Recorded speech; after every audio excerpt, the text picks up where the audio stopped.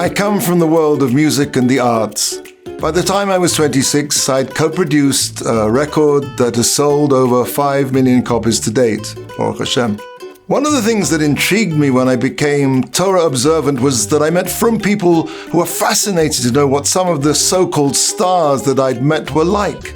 I sensed an ever so slight tinge of FOMO. It's like, we all know the Torah is true and there's a Rabbeinu Shalom and Olam Haba and all that, but I'd love to get some of that glut Olam Hazeh if it wasn't Osa. Gentlemen, let me tell you, I wore the t-shirt. I wove the t-shirt. You're missing out on nothing except what it means to be a Yid.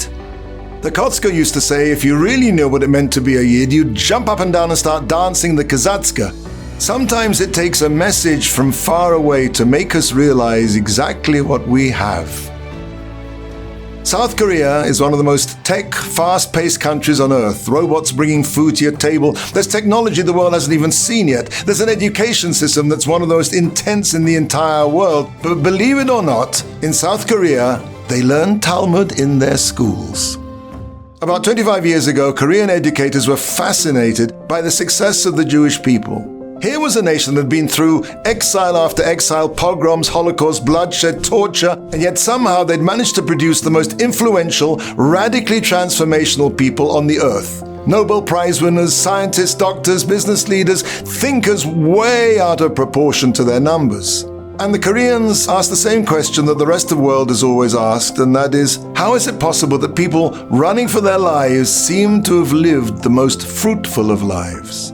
But unlike other nations that nurture the poisonous illusion that the Jew conspires to control the world, the Koreans came up with a much more honest conclusion. They said, maybe the Jewish people are more successful because their guidebook to life is wiser than any other guidebook. They said, we want to understand the Talmud. We want to know why the Jews are so smart, why they're so resilient.